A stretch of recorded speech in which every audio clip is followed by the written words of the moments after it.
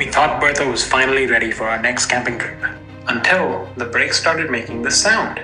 And with another road trip coming up, we couldn't risk heading into the mountains like this. So before we could chase another adventure, there was one more repair to tackle. Let's replace the brakes and get Bertha ready for the road.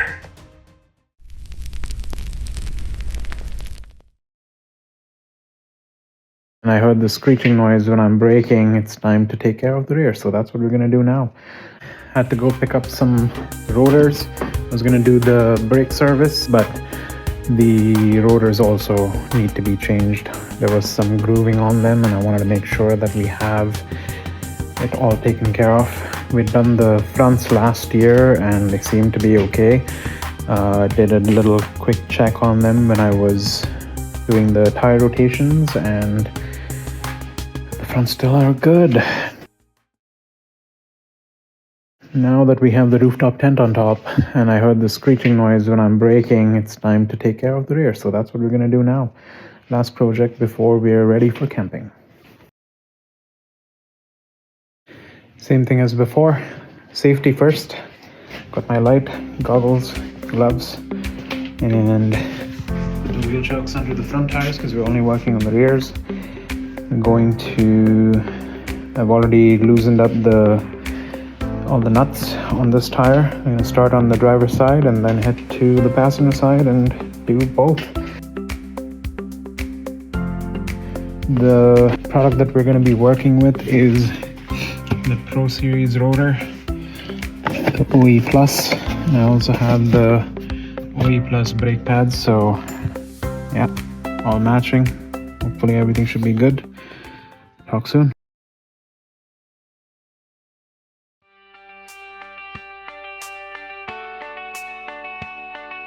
And we got the new ones on there, looking beautiful. New brake pads, cleaned up the hub a little bit, new rotor, and we're good to go. Now put the tire back on and move to the next side. Okay, so it took 2 hours, but 2 to 3 hours almost, but she's finally done. She's looking good. Wheels are back on, brakes, rotors are changed on the rear, and it was a fantastic learning opportunity. The parts fit perfectly, and took it for a test drive, drove, no sounds, nothing. The brakes work, which is good to go. Just to go over a couple of things, what I learned, what I used, I will link to the 2 videos that I learned from. That was a weird sound, sorry. I watched a couple of videos, 2 of the YouTubers that I follow, and their videos were very helpful, so I'm going to link their videos in the description, and thanks to them. Here, let's go over some of the stuff. When I started with the power tools, and I had to then use the penetrating oil because the nuts on the back of not the caliper, but the piston was not coming out. So I would not recommend using the power tool. I should have just used the torque wrench or a breaker bar and used that to help me open up the nut, and that was a good learning.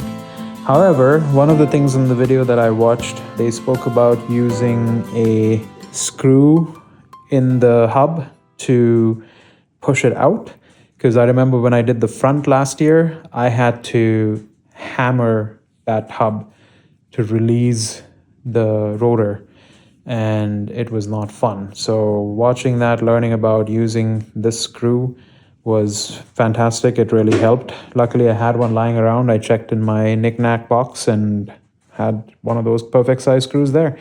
I'll put the screw size in the description too. So having a long torque wrench, which is for removing the wheels, and then I had the short torque wrench to go in under the brakes and use those for the torque specs. So it was 74 for the caliper and 65 for the piston.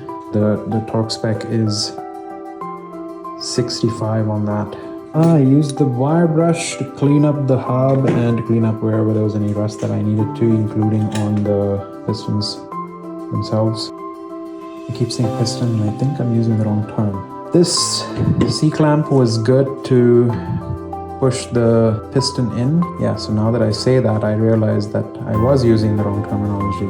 So it was not the piston, it was the brake housing, or wherever the brake pads go in. What else? Definitely the headlight, that was useful for sure.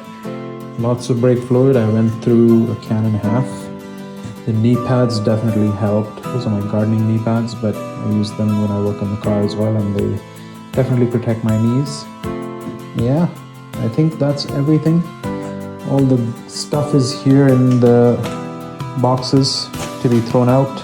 I'm gonna get those to the eco station tomorrow, and I think I'm gonna call it a night. We'll see you in the next one.